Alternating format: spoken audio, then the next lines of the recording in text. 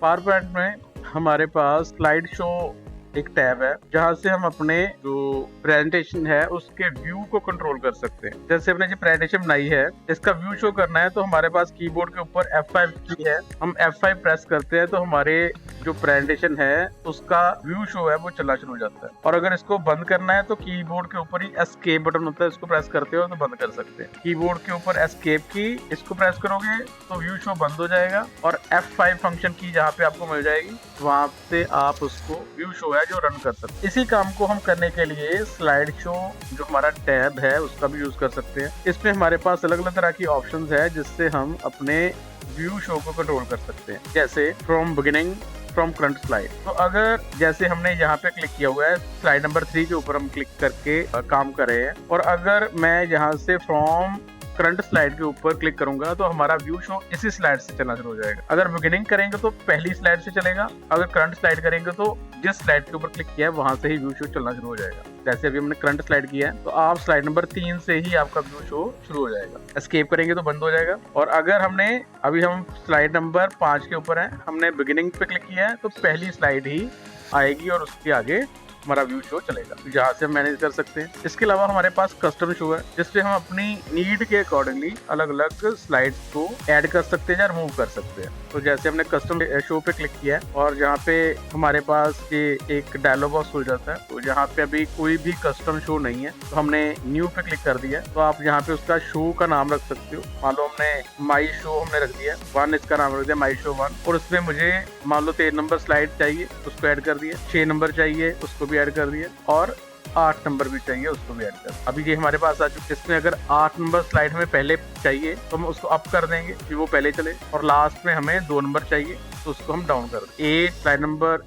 8 जो है वो पहले पे आ चुकी है, ऐसे हमने इसका जो सीक्वेंस है वो भी चेंज कर दें और ओके बटन पे क्लिक कर दें तो हमारे पास यहाँ पे माई शो 1 का एक शो बन चुका है। ऐसे ही अगर नया एक और चाहिए तो हम फिर से दोबारा न्यू पे क्लिक कर देंगे और फिर से दोबारा यहाँ पे जो भी नाम आपने रखना है, जैसे मैंने माई शो 2 रख दिया है, इसमें अभी मुझे स्लाइड नंबर 7 चाहिए, 4 चाहिए और 2 चाहिए, वो हमने ऐड कर और ओके बटन पे क्लिक कर दिया तो 2 हमारे पास शो आ चुके हैं। अब इसको अब क्लोज भी कर सकते हैं, हमने क्लोज कर दिया।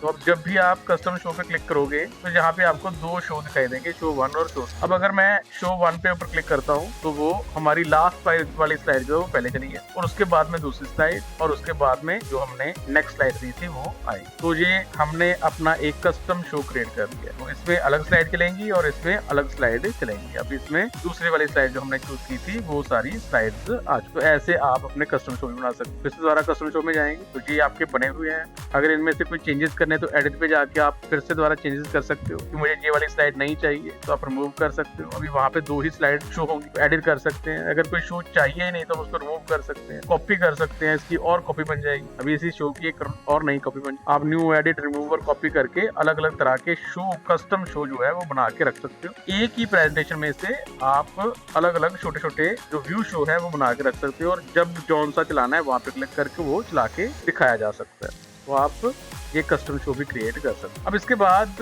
हमारे पास जब हाइड स्लाइड है, तो अगर आप कोई स्लाइड नहीं चाहते हो कि अभी ये वाली स्लाइड मुझे नहीं चाहिए तो आप इसको हाइड कर सकते हो। अभी अब जब हाइड करेंगे तो जो थोड़ी सी डिम हो जाएगी बाकी स्लाइड के मुकाबले। और अगर आप व्यू शो करोगे तो ये जैसे भी स्लाइड नंबर 1 है तो बीच में 2 नंबर आया ही नहीं है, वो बीच में से हाइड हो जाए तो वो स्लाइड अभी व्यू शो में नहीं आएगी। एक बार से फिर से दोबारा आपने उसको क्लिक किया है और यहाँ पे अनहाइड स्लाइड के ऊपर क्लिक कर देंगे तो वो फिर से दोबारा एक्टिवेट हो जाएगी और आप जब चलाओगे तो वो भी व्यू शो में आएगी। तो ऐसे आप हाइड भी कर सकते हो। सेटअप शो है, अब इसमें आप अपने व्यू शो को जैसे मैनेज करना चाहते हो तो अब फिर से दोबारा हम पहले देखेंगे। अभी फ्रॉम बिगिनिंग है तो पहले से चल रहा है तो हमारा जो व्यू शो है वो चल रहा है और आप यहाँ पे देखोगे कि ये एनिमेशंस भी हमें यहाँ पे दिखाई दे रहे हैं। जिन स्लाइड्स के ऊपर हमने एनिमेशंस लगाए हैं वो भी साथ में चल रहे हैं। तो ऐसे ये फुली हमारा जो व्यू शो था वो चल रहा है। अब इसको हम मैनेज कर सकते हैं। मैनेज करने के लिए सेटअप शो है तो इसमें हमें अलग अलग तरह की ऑप्शन मिल जाती है। जैसे अभी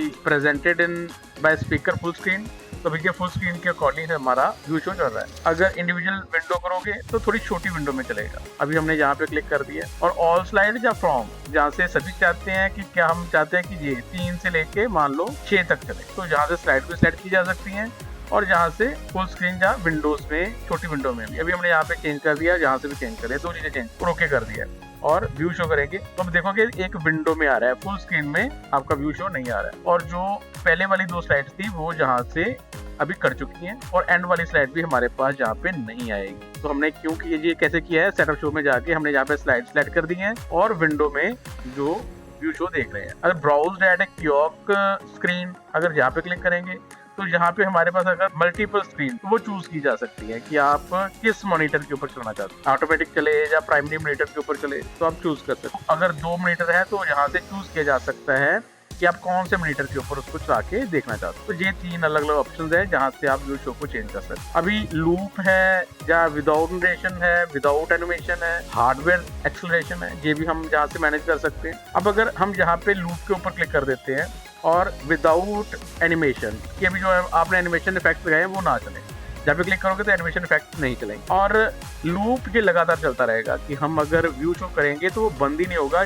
जितना चेर हम एस्केप बटन प्रेस नहीं करते तो वो बंद नहीं होगा। लगातार चलाते हो तो लूप कर सकते हो, चलाना चाहते हो तो एनिमेशन के ऊपर क्लिक कर सकते हो। नरेशन अगर आपने साथ में आवाज अपनी रिकॉर्ड की, आप व्यू शो के साथ अगर आपने अपनी आवाज रिकॉर्ड की है तो आप वो आवाज नहीं चलाना चाहते हो तो जहाँ पे विदाउट नरेशन के ऊपर क्लिक कर सकते हो। ये 3 ऑप्शन है और एक डिसेबल हार्डवेयर ग्राफिक एक्सेलरेशन है। अभी कई बार क्या होता है, अभी आप जो प्रेजेंटेशन चलाते हो ना उसमें प्रॉपरली आपका कंटेंट डिस्प्ले नहीं होता, कुछ चीजें कटी कटी दिखाई देती हैं। अगर ऐसी सिचुएशन आ जाती है तो आप डिसेबल हार्डवेयर ग्राफिक्स एक्सेलरेशन के ऊपर क्लिक कर सकते हैं। इसको क्लिक करके अगर आप व्यू शो करोगे तो आपका अगर हार्डवेयर उसको सपोर्ट नहीं भी करता तो भी वो कंटेंट जो है वो प्रॉपरली आपकी स्क्रीन के ऊपर डिस्प्ले करेगा। तो अभी हमने ये सब कुछ ऑन करके ओके कर दिया और फिर से दोबारा से F5 किया, तो ये अब हमारा व्यू शो चला शुरू हो चुका है। अब आप देखोगे कि ये स्लाइड्स आ रही हैं। अब इसमें एनिमेशन नहीं आया, ठीक है, ट्रांजिशंस आई हैं पर एनिमेशन नहीं आया। जो आपने बीच में एनिमेशन लगाया था वो यहाँ पे अप्लाई नहीं हुआ है, ठीक है, जो भी आपने कंटेंट लगाया। अभी जो देखो वो बंद भी नहीं हो रहा है, हम एंटर कर रहे हैं तो फिर से दोबारा वो पहली स्लाइड जो है वो आ रही है क्योंकि अभी हमने लूप के ऊपर क्लिक किया हुआ है। अब जब तक हम एस्केप बटन नहीं करते तो वो बंद नहीं होगा। अभी एस्केप कर दिया तो वो बंद हो चुका है। अगर फिर से दोबारा से हम यहाँ से जो लूप है उसको हटा देंगे तो अब ये एक बार चल के हमारा व्यू शो बंद हो जाएगा। अगर हम एनिमेशन को ऑन कर देंगे तो अभी वो एनिमेशन भी चलेगी। नरेशन तो अभी मैंने लगाई नहीं है, एनिमेशन अगर ऑन कर देंगे तो एनिमेशन भी चलेगी। हार्डवेयर भी अभी ठीक है तो वो अभी इसका आपको इफेक्ट दिखाई नहीं देगा। वो अगर लो हार्डवेयर के ऊपर आप काम करते हो तो तब आपको ये डिस्प्ले हो। भाई पेन कलर है, लेजर पॉइंटर है, तो अभी हमने पेन कलर जो है वो ब्लू कर दिया है और लेजर पॉइंटर जो है वो रेड कर दिया है। हमने ये 2 ऑप्शन ऑन ओके कर दिया है और व्यू शो किया है। तो अब जब व्यू शो करते हो तो जहाँ पे राइट क्लिक कर सकते हो। राइट क्लिक करोगे तो हमारे पास जहाँ पे पॉइंटर है, screen, black screen, white screen.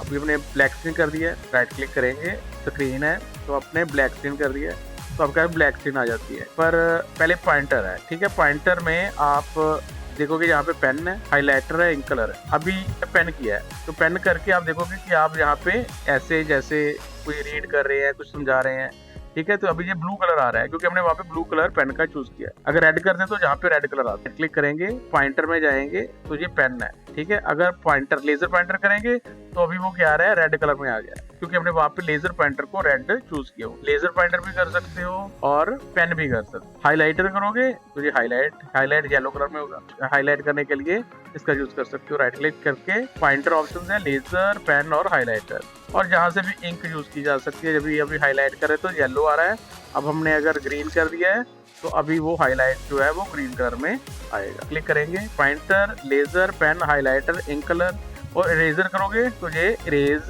कर सकते हैं। राइट क्लिक करेंगे, ये पॉइंटर के ऑप्शन है, इरेजर, ये सब कुछ यूज किया जा सकता है। अब एरो भी कर सकते हो, ऑटोमेटिक, विजिबल, हिडन। तो आप यहाँ पे देखो आपको एरो दिखाई दे रहा है। अब हिडन कर देंगे तो आपका वो पॉइंटर वो है वो डिस्प्ले नहीं होगा। फिर से दोबारा राइट क्लिक करेंगे और पॉइंटर को एरो में जाएंगे और ऑटोमेटिक कर देंगे तो वो ऑटोमेटिक में विजिबल होगा, ठीक है।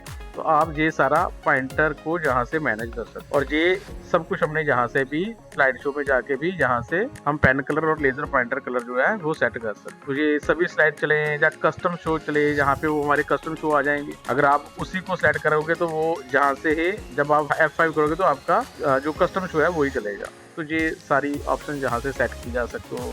ये आपका स्लाइड शो का सेटिंग था। अब रिहर्स टाइमिंग है, रिकॉर्ड है। अब अगर आप टाइमिंग को एडजस्ट करना चाहते हो कि किस स्लाइड के ऊपर कितना टाइम आप रुकना चाहते हो, उसके लिए हम जहाँ से रिहर्स टाइमिंग है, अब पहले आपने जो ट्रांजिशंस और एनिमेशन लगाए हैं अगर वो ना लगाए होंगे तो आपको ये टाइमिंग ज्यादा बढ़िया तरीके से पता चलेगा, क्योंकि उन्होंने अपनी टाइमिंग भी लेनी है। आपने जो एनिमेशन में जो ट्रांजिशंस में इफेक्ट्स लगाए हैं वो भी अपनी टाइमिंग लेंगे।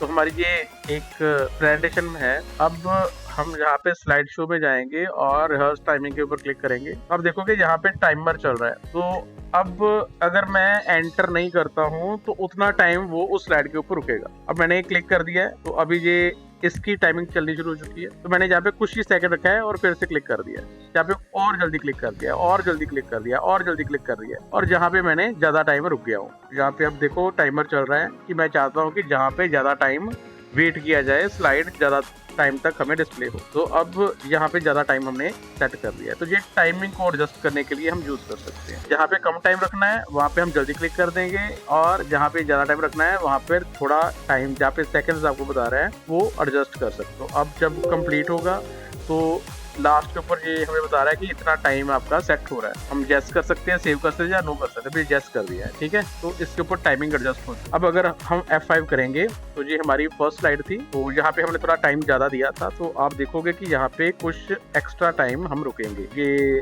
थोड़ा ज्यादा टाइम ले रहा है, हमने 11 सेकंड के ऊपर इसका टाइम रखा था और नेक्स्ट स्लाइड जो थी उसके ऊपर थोड़ा कम टाइम दिया है। अब ये वाली स्लाइड, इसके बाद वाली स्लाइड, तो ये हमने जल्दी जल्दी क्लिक की थी तो इसलिए जल्दी जल्दी पास आउट हो रही। तो आप किस स्लाइड के ऊपर कितना टाइम रुकना चाहते हो, ये टाइमिंग अगर आप सेट करना चाहते हो तो हम यहाँ से रिहर्स टाइमिंग के ऊपर क्लिक करके इसका यूज कर सकते हैं। पर जैसे मैंने बताया कि अगर आपने एनिमेशन लगाए हुए हैं और ट्रांजिशन लगाई हैं तो उसका टाइम भी बीच में ऐड होगा। तो वो टाइमिंग तब आपको थोड़ा जज करने में उसको भी टाइम देना पड़ेगा, क्योंकि एनिमेशन ने अपना भी टाइम लेना है। तो रिहर्स टाइमिंग है, इसके साथ में रिकॉर्डिंग है।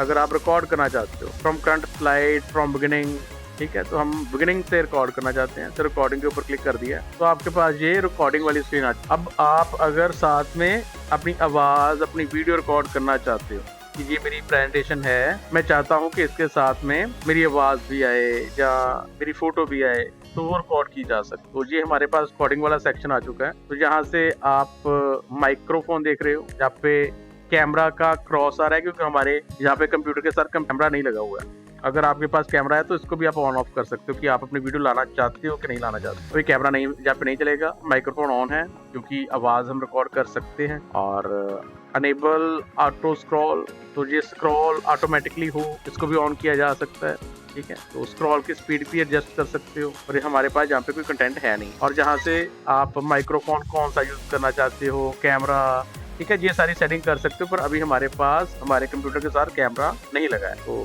अब हमने यहाँ से अपनी आवाज को रिकॉर्ड करना है। तो यहाँ से हम फ्रॉम करंट स्लाइड या ऑल स्लाइड, सभी स्लाइड का करना चाहते हो रिकॉर्ड या सिर्फ एक स्लाइड का करना चाहते हो, तो हमने ऑन करंट स्लाइड कर दिया तो ये रिकॉर्डिंग शुरू हो चुकी। तो अब ये देखो यहाँ पे रिकॉर्डिंग का जो साइन है वो चल चुका है और ये रिकॉर्डिंग हो रही है। अब मैं जो भी बोल रहा हूँ अभी वो साथ में अभी रिकॉर्ड हो रहा है। अगर वीडियो होती तो साथ में यहाँ पे मेरी वीडियो भी रिकॉर्ड होती, वो भी साथ में हम डिस्प्ले कर सकते। अब ये सब कुछ हो जाता है तो हम इसको स्टॉप कर सकते हैं, ठीक है। तो ये अभी रिकॉर्डिंग हो चुकी, ठीक है। तो हम अगर अब व्यू शो करेंगे तो ये देखो यहाँ पे आवाज का एक स्पीकर का साइन आ चुका है कि जहाँ पे हमने कुछ आवाज रिकॉर्ड की। अब जब हम व्यू शो करेंगे अब तो आप जब आपको व्यू शो करोगे तो वहाँ पे आपको रिकॉर्डिंग है वो कर सकते हो, ठीक है। रिकॉर्डिंग यहाँ से रिकॉर्ड किया जा सकता है। करंट स्लाइड किसी एक स्लाइड के ऊपर, फ्रॉम बिगिनिंग सभी स्लाइड के ऊपर। और क्लियर करोगे तो आप क्लियर भी कर सकते हो। एक स्लाइड का क्लियर करना है कि सभी स्लाइड का क्लियर करना है, वो भी यहाँ से